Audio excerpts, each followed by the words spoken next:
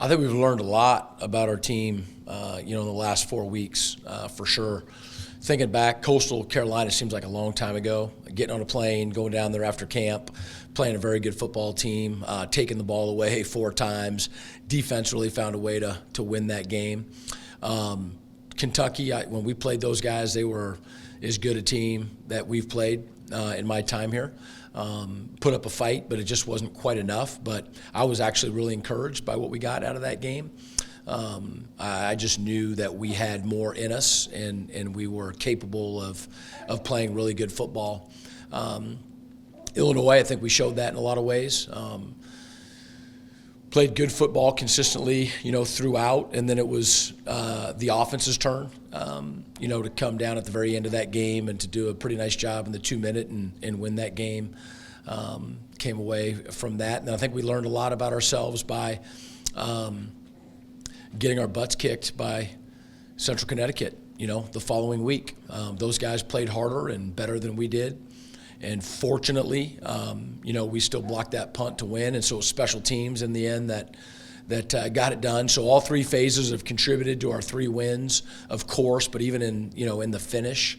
And I think that we know that we are not a finished product, but I think we're also excited about the potential that we have, and not just unrealized potential, but the opportunity to really become a good football team. Coach, did the bye come at a good time? Do you like where it is? Did, absolutely, no doubt. We've had some weird bye weeks. This has been perfect, absolutely perfect for a multitude of reasons. I mean, first, just the non-conference in the conference. To have 4 games, non-conference, it's a new season. That really worked well. Academically for our guys, here we are at the end of September, and the papers, the tests, the midterms are on their way. So not that our guys aren't nose to the grindstone throughout every week, but a chance to get away from football some and to really hone in on that, I think was ideal. And then recruiting, high school seasons are about halfway through now. An opportunity for us to get out and see some folks at this stage in the game was really good. And how did this help you too? It's probably beneficial. You got a chance. Central played Western over the weekend. Gives you an extra chance to kind of take a look at what they're doing. Does this kind of supercharge your prep, if it will, when you get a chance to watch a team on a bye week? Yeah, you've got some extra time. So, we had their previous games, obviously, and so you start doing an initial game plan. We got ahead on that early last week before we got out onto the road. And then, of course, you watch that game and see the adjustments that have been made on both sides of the ball. And, bye weeks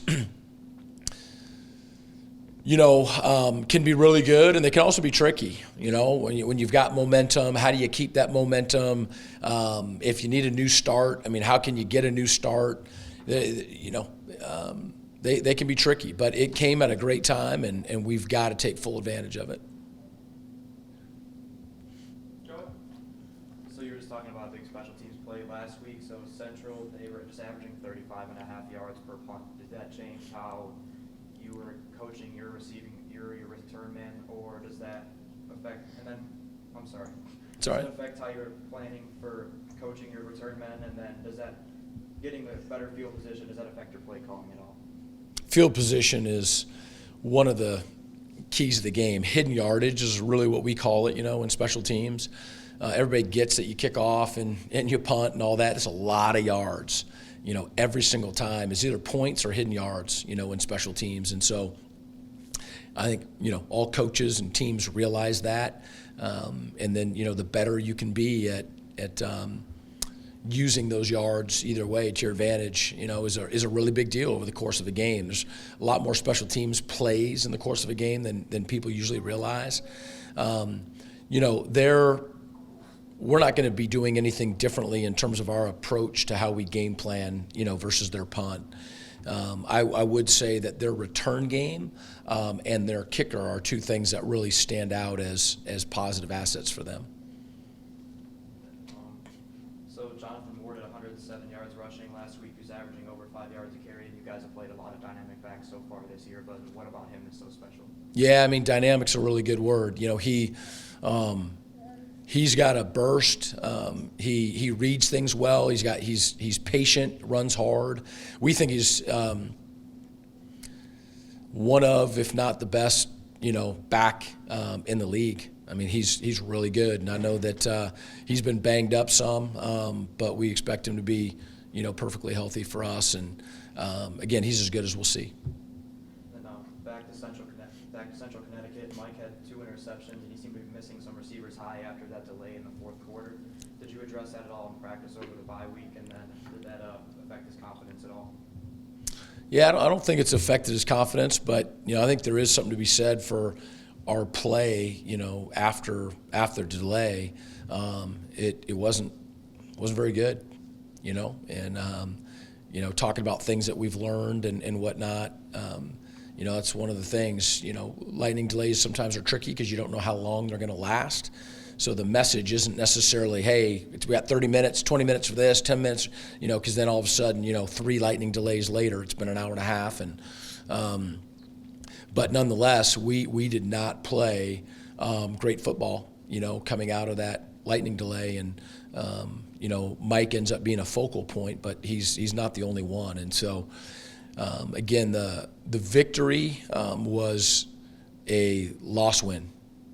I mean, it's bittersweet. And so we all want to get better from it. I just had one more. Do you have any status update on Shaq's health? He's getting better, but he's, not in a position yet where he's going to be able to play. Yeah. Yep. Coach, what about Kevin McGill? Where's he at? He's coming along. We're hopeful for him. Plan on him going Saturday. The bye helped with that for sure. As you looked at your offense through the first third of this game, is there some people you've looked at on your own offense and thought, boy, we got to get him more touches? Is there anybody like that, or you like the way the ball's being disseminated?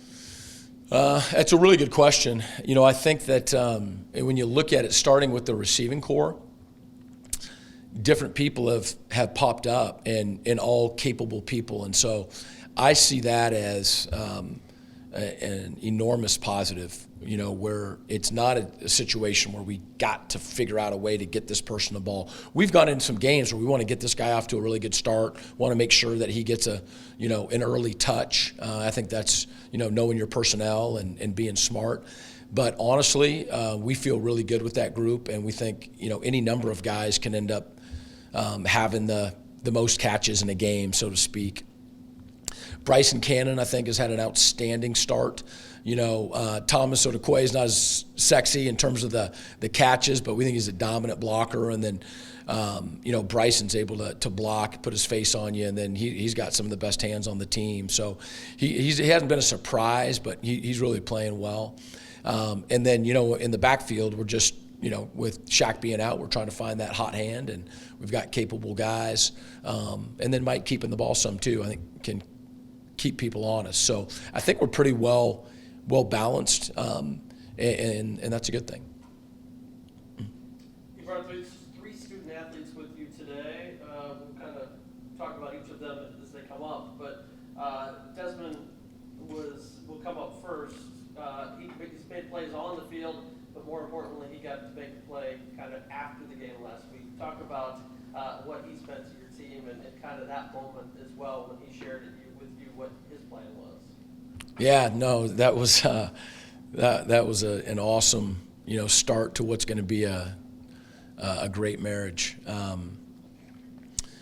Des has really been a senior for us this year, and guys mature in different ways and all that kind of stuff. And you just hope that the senior year for every guy that it's just special and that they're soaking up every moment, every day, that they're influencing other guys. And he's one of the guys, and he's not the only one though, that I just say that's a guy who's really living the way a senior should in our program, and super proud of him. Just an awesome way to finish a crazy game. And proud of him. Mike's taken over as your starting center. What has he meant for stability in that position?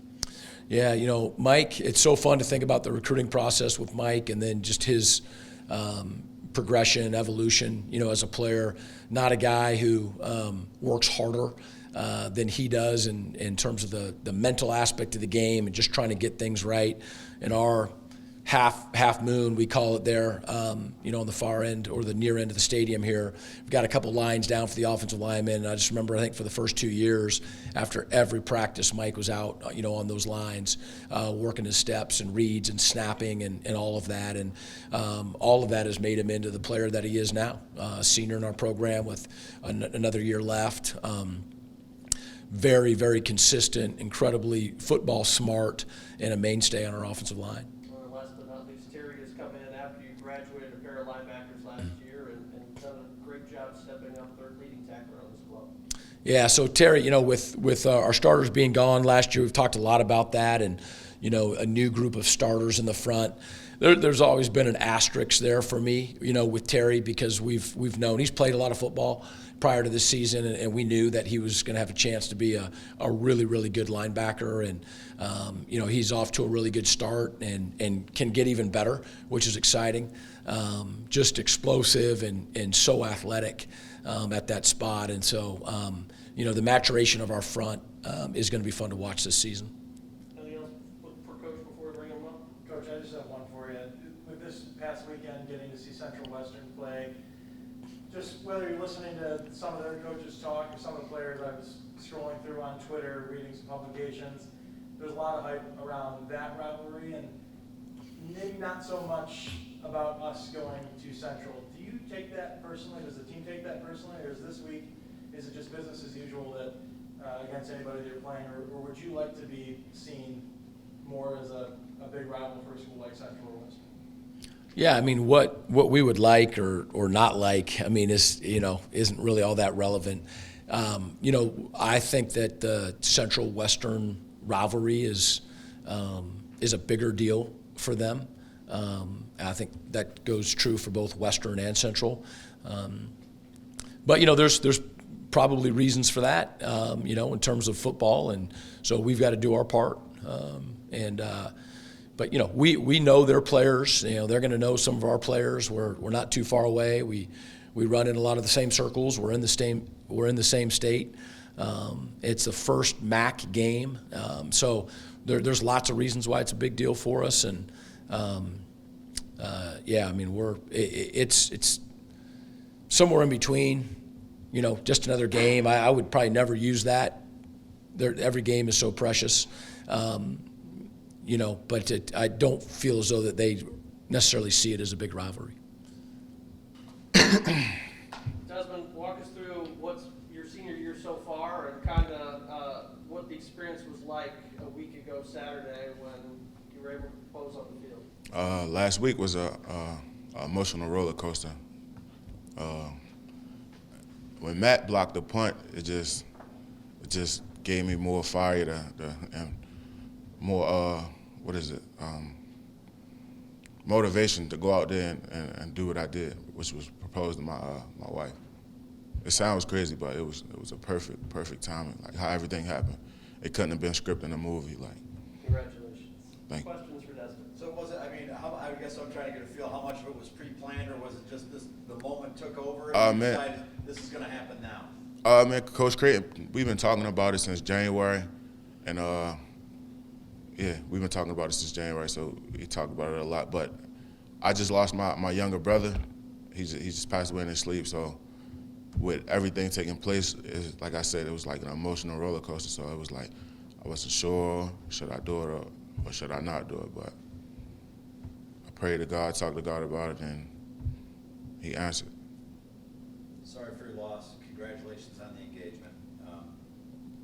As we talk about football, could you talk about defensively how the unit played against Central Connecticut State, and maybe what differences need to happen as you guys move forward in the conference play against Central? We played poorly. Like we came out flat, and it just wasn't there. We didn't come out with that same fire as we did when we played Illinois, as we did when we played Kentucky. And we talked about it all week about how they was going to come in here and just try to just run through us, and they thought less of us. And for us to do something differently, I feel like for Central, we should just come out fired up, and just physicality. Got to play physical. When you guys talk about not coming out with that fire, is it a feeling that you just felt you guys could kind of throw the jerseys out on the field, that the wind was going to take care of itself? Was part of it coming off an emotional game against Illinois, and you guys felt a little drained and didn't have that same energy? That's exactly what it was. We just came from Illinois, so it felt as though we were kind of like big-headed, and like we just beat Illinois, so we about to play a FCS school, and nobody never really heard of them, so we kind of slept on them a little bit, and they woke us up. As you look at Central, and you guys have had a lot of time to study for this one, what are some of the keys defensively as far as keeping Central in check? Up front. It starts up front. Everything starts up front. We just got to go out there, hit them in their mouth, and let everything else play out. How bad are you itching to get into MAC play? I mean, does this week have a special feel because you really get to start setting the tone for accomplishing the goal of winning a MAC championship? Like, words can't even explain how much this game means to me. Personally, it's personal to me. Central Michigan was actually my first offer, so yeah. And I just can't wait to get out there and go after them. You've had some success against Central as a program the last 4 years or so, but haven't won in Mount Pleasant since 2011. How big of a deal would it be for you guys to not only open up MAC play with a win, but do it on the road, do it at a place that has a solid fan base that's going to be loud and a tough place to play? It'll be amazing. It'll be a different feel, a different vibe. We just gotta go out there and just play hard and do what we gotta do what we do best. Joey, anything? So Central Michigan had 3 sacks against Western last week. Can you talk about your pass rush and how you think the defensive line needs to evolve as a unit? Actually, I need to develop with my pass rush. Me personally, I need to develop. But as far as like outside, like our ends, Teran Rush, Sean Simeon, they actually like 2 of the best pass rushers on the team. So. I'm sorry to hear about your brother. Congratulations on the engagement. Thank you. So you're saying it was like you had talked about this with Coach since January. So was it set in stone that it was going to be the first home game, and then what would have happened if Matt didn't block that punt? Were you still going to go through with it? Yeah, I still would have went through with it. Congratulations. Thank you. Or Mike? Offensively, on the offensive line, you guys have done a great job of keeping Mike Glass's jersey clean. Really, what's been the key, or is it a sense of pride thing for you guys to keep him upright? If I look at the stats right, I think he's only been sacked about 4 times this season. Why have you guys been so good at pass protection? I mean, part of it is definitely a sense of pride. I mean, if you're an offensive lineman and your quarterback gets sacked or even hit, like, that's not a good feeling at all. It should really make you mad when that happens. And part of it's just, like, as a unit, I think that we've really done a good job of just being together. I mean, on the field and off, like, if you look at when we have, like, team dinners or whatever, it's always the O-line sitting together, like, young guys, old guys, everybody's together. So as a unit, we've been really together and all on the same page. And the few times that, something has happened where he's been hit and he's been sacked, a lot of times it's because we weren't on the same page, we didn't communicate well or whatever. And so, yeah, like you said, it's definitely a sense of pride thing, but it's also, being on the same page and make sure everyone's doing the right thing. I'll ask you the same question as Des. Kind of evaluate how the offense played against Central Connecticut State and what needs to change against Central, if anything.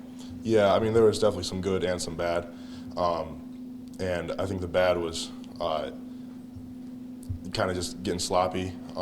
Some of that was probably like I was talking about, coming off a real high, beating Illinois. And then we played pretty well in the first half, but then had a couple dumb mistakes that kind of hurt us. And then in the second half, I think we came out, might have been feeling ourselves still from Illinois a little bit, might have been feeling ourselves from the first half and just kind of came off flat in the second half and then didn't get it done. So I think going into Central, we just have to stay focused throughout the whole game and make sure that we're doing our job throughout the course of the game.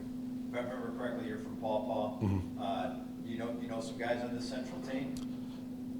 I don't know anybody. I don't think I know anybody personally that's on the Central team right now. But I know, I guess of some guys that are on that team.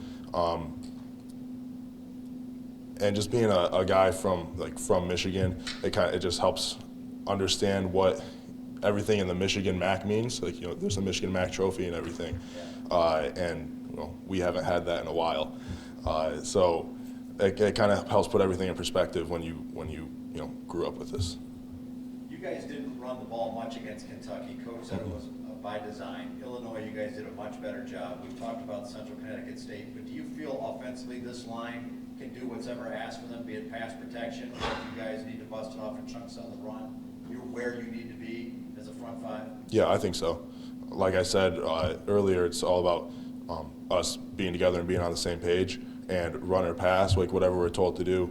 I think that we have the guys that can get it done and the mindset to get it done, whatever's asked of us. So Western was able to get 188 yards rushing against Central's defensive line last week. Can you talk about how you think your offensive line will perform against the same front?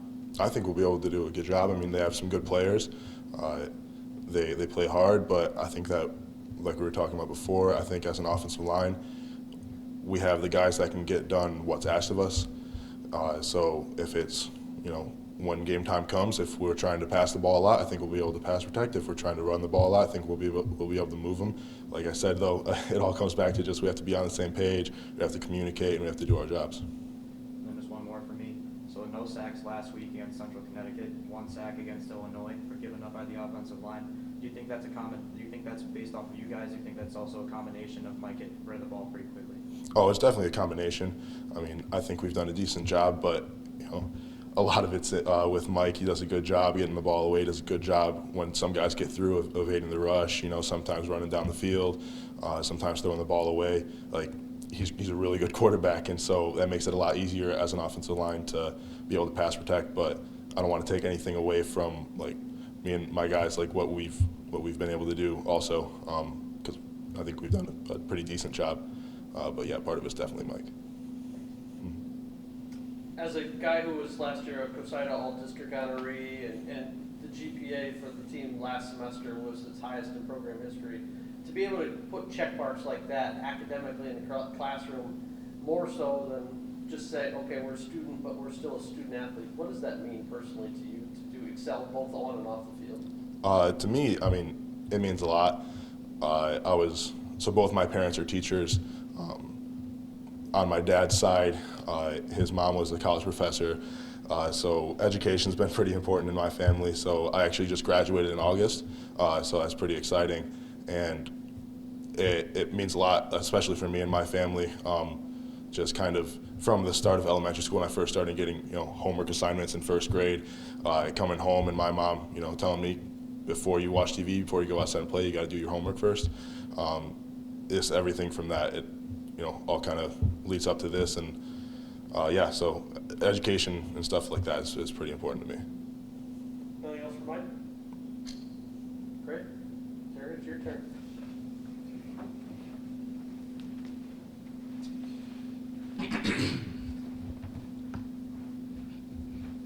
Questions? I'll ask you the same question I asked the other two as far as Central Connecticut State, the goods and bads of the unit in that game and what needs to change before you guys play Central. So as a unit defensively, when we came out against Central Connecticut State, I felt like we came out flat. We are a very tenacious, charismatic team as a whole, especially our defense. And it just felt flat. Like we didn't come out with that energy and that explosion that we normally come out with. We usually get a 3 and out, but those guys, they drove the field.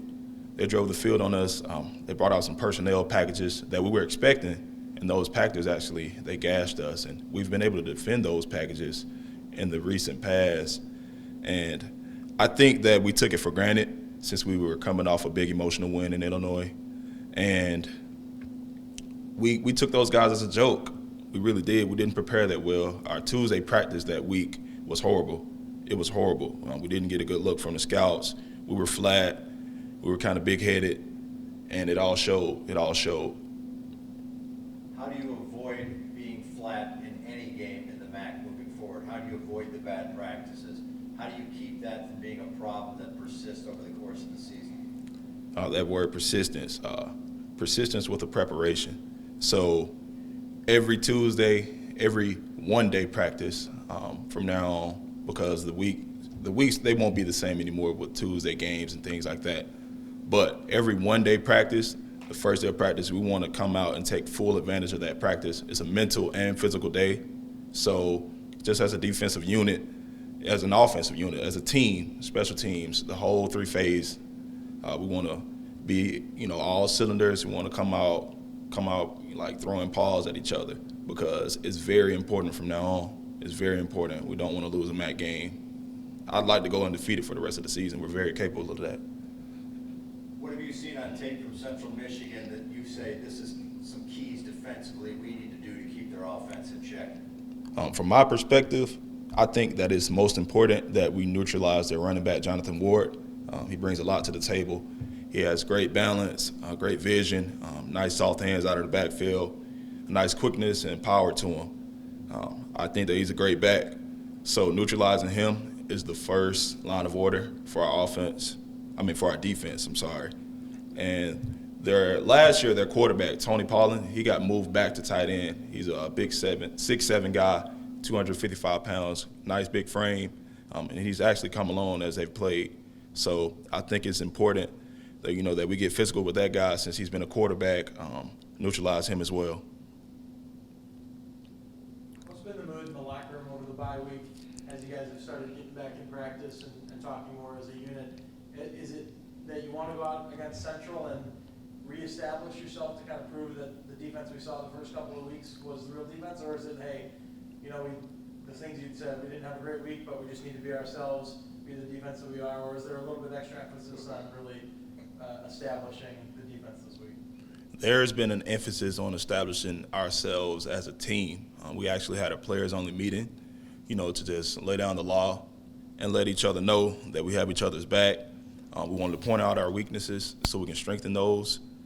And as a locker room, we just want to come out, firing on all cylinders from now on. And there should be no more flat Tuesday practices, flat games. We should be all out from here on out. It's really, everybody knows that coaches do a good job, especially Coach Nether on your side of the ball. When they see stuff like that, do a good job of bringing it to your attention and even disciplining for stuff like that. But how important is it for players to take the initiative if you see somebody flat in practice or the units being flat? How important is it for the players to say, hey, this needs to stop and have that kind of self-initiative? It's extremely important because we're the ones that reap the consequences on Saturdays when we're playing. If we get beat on a route in practice, then we know that we need to step up and defend that route on Saturday.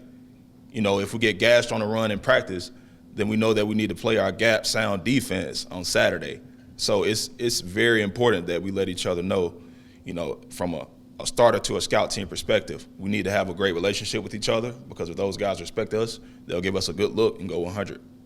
Who initiated the players-only meeting? Whose idea was it? Our captains, our senior captains, Kevin McGill, Vince Calhoun, Mike Glass, and Shaq Van.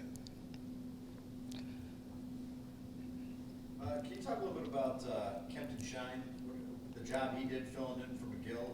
McGill was down for a couple weeks with injury. Okay, Kempton Shine, he actually is my little brother. We have a big brother, little brother project here at Eastern Michigan, as a football team. I think it's a great thing. So I've been connected with him throughout this entire recruitment process.